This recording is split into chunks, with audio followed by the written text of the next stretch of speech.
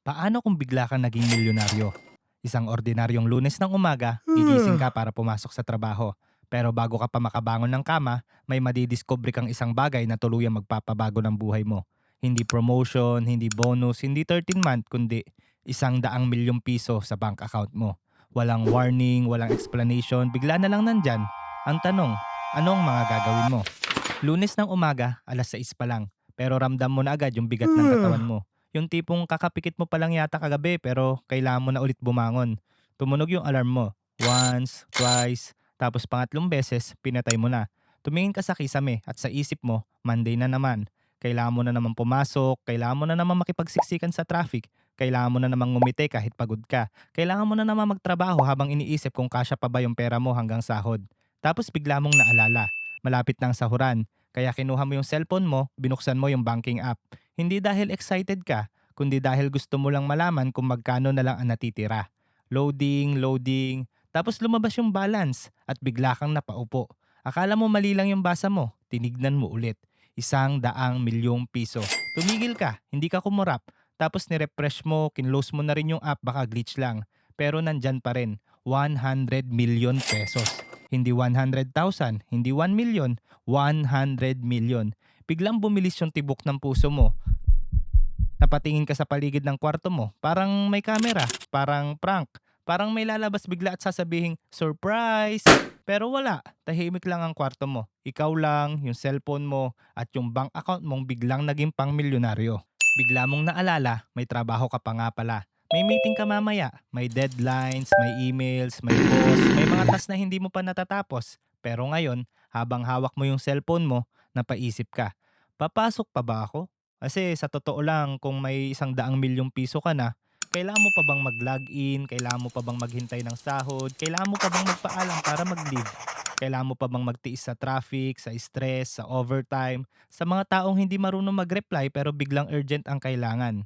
Bigla mong na-imagine ang buhay mo. Pwede kang bumili ng bahay, pwede kang bumili ng kotse, pwede kang mag-travel, pwede kang kumain kahit saan, pwede mong bayaran ng utang, pwede mong tulungan ng pamilya mo, pwede kang mag-resign ngayon din. Pero habang mas matagal mong tinitignan yung balance, mas lalo kang kinakabahan. Kasi na-realize mo, ang malaking pera hindi lang blessing, responsibilidad din. Kapag nalaman ng ibang tao, mag-iiba ang tingin nila sa'yo. May mangungutang, may magpapalibre, may biglang magiging close, may magsasabing, uy, naalala mo nung tinulungan kita dati? May kamag-anak na matagal mo nang hindi nakausap, biglang magchat ng, kamusta ka na? Kaya huminga ka ng malalim. At sa sarili mo, sinabi mo, hindi ka magpapahalata. Nakapagdesisyon ka, walang makakaalam nito. Hindi mo ipopost, hindi mo ikukwento sa barkada, hindi mo sasabihin sa office. Hindi ka biglang bibili ng sports car, hindi ka maglalagay ng caption na God's plan. Hindi ka magpapalit ng lifestyle na halatang halata. Sa isip mo, kailangan mo maging wais. Kailangan mong planuhin ang lahat. Kasi kung hindi, yung 100 milyong piso na akala mo pang habang buhay na, pwedeng mawala ng parang bula. Nagbukas ka ng notes sa cellphone mo. Nilagay mo, rule number 1, huwag magpapahalata. Rule number 2, huwag magpadala sa excitement. Rule number 3, huwag gumastos na parang walang bukas. Tapos sandali kang natawa. Kasi kakasabi mo lang yan, may isang maliit na boses sa utak mo na nagsasabi, pero deserve mo naman siguro i-treat ang sarili mo kahit konti, 'di ba? At doon nagsimula ang unang tukso. Hindi ka pumasok sa trabaho, pero nag-file ka ng sick leave. Wala ka naman talagang sakit, pero sa kaba, excitement at confusion, parang may lagnat ka na rin. Pagkatapos mong maligo, simple lang sinuot mo. Hindi ka nagmukhang milyonaryo, pero sa loob mo, ibang-iba na ang pakiramdam mo. Pumunta ka sa mall, yung mall na dati dinadaanan mo lang, yung mga store na dati tinitignan mo lang mula sa labas, yung mga sapatos na dati sinasabi mong balikan ko na lang kapag sale, ngayon, kaya mo nang bilhin. Pumasok ka sa clothing store, kumuha ka ng ilang mga bagong damit, hindi sobra, pero mas maganda kaysa sa usual mong binibili. Sumunod, sapatos. Dati, matagal ka mag-isip kung worth it ba. Ngayon, tinignan mo lang yung size, sinukat, nagustuhan, binili. Tapos dumating ka sa pinaka-exciting na part, cellphone store, Power Mac. Pumasok ka, tinanong ka ng staff, Sir, anong model po ang hinahanap natin? napangiti ka sa isip mo. Ngayon ko lang masasabi ito ng hindi kinakabahan. Sabi mo, iPhone 17 Pro Max fully paid. sandaling tumahimik ang mundo mo. Dati, installment ang iniisip mo. Dati, calculator mo na bago desisyon. Dati, next year na lang. Pero ngayon, isang swipe lang, bayad, fully paid. Paglabas mo ng store, hawak mo yung paper bag. Pero hindi lang phone ang dala mo. Dala mo rin yung pakiramdam na, grabe, ang saya pala ng maraming pera. Pero habang pauwi ka, bigla kang kinabahan ulit. Kasi na-realize mo, ito pa lang ang unang araw, ang bilis mo nang gumastos. Kinabukasan, hindi ka mapakali. Niisip mo kung sino ang unang tutulungan. Nanay, tatay, kapatid, lola, yung pinsan mo may sakit, yung kaibigan mo laging kapos. Gusto mong tumulong, pero ayaw mong malaman nila kung gaano kalaki ang pera mo. Kaya gumawa ka ng kwento. Sinabi mo sa pamilya mo na may nakuha kang malaking freelance project. Hindi 100 million, hindi jackpot, hindi miracle money, basta extra income lang. Sapat para hindi sila magtanong masyado. Una mong binayaran ang ilang utang ng pamilya mo. Hindi bongga, hindi dramatic, tahimik lang. Tapos naggrocery ka. Yung cart nyo, hindi na puro sakto lang. May bigas, may karne, may prutas, may vitamins. May mga bagay na dati nilalagay sa cart tapos ibabalik sa shelf kasi mahal. Habang nakatingin ka sa pamilya mo, napangiti ka. Kasi for the first time, hindi mo kailangang mag-worry kung kasya ba. Pero napansin mo rin kapag nagsimula kang magbigay, ang hirap huminto. May isang humingi ng tulong, tapos may isa pa, tapos may isa pa. At doon mo na-realize, kung hindi ka maglalagay ng limitasyon, kahit 100 milyong piso pa yan, pwedeng maubos sa awa. Kaya gumawa ka ng bagong rule. Tutulong ka pero may limitasyon. Pangatlong araw, mas confident ka na. Mas sanay ka na sa idea na mayaman ka na. Pero dito nagsisimula ang delikado. Nag-scroll ka online, may nakita kang kondo, may nakita kang SUV, may nakita kang beach lot, may nakita kang luxury watch, may nakita kang travel package pa Europe. Lahat biglang posible. Dati dream lang, ngayon add to cart na lang. At bigla mong naisip, bakit ko ba pinipigilan ng sarili ko? Pera ko naman ito. Doon delikado. Kasi maraming tao kapag biglang yumaman, hindi nauubusan ng pera dahil bumili sila ng isang malaking bagay. Nauubusan sila dahil araw-araw pa konti-konti lagi nilang sinasabi, deserve ko to. Deserve mo ang bagong phone, deserve mo ang bagong shoes, deserve mo ang vacation, deserve mo ang bagong kotse, deserve mo ang bagong bahay, deserve mo man libre, deserve mo magpahinga. Pero kapag lahat deserve mo, wala nang natitira. Kaya pinilit mong tumigil, sinara mo yung shopping app, huminga ka at sinabi mo sa sarili mo, hindi ako magiging pabayang milyonaryo. Sa pang-apat na araw, nagdesisyon kang seryosohin ng sitwasyon. Hindi ka muna bibili ng bahay, hindi ka muna bibili ng mamahaling kotse, hindi ka muna magre-resign ng padalos-dalos. Una, kailangan mong alamin kung saan galing ang pera. Legal ba ito? Mistake ba ng bangko? May tax issue ba? May habol ba sa'yo? Kaya imbes na mag-party, naghanap ka ng professional help.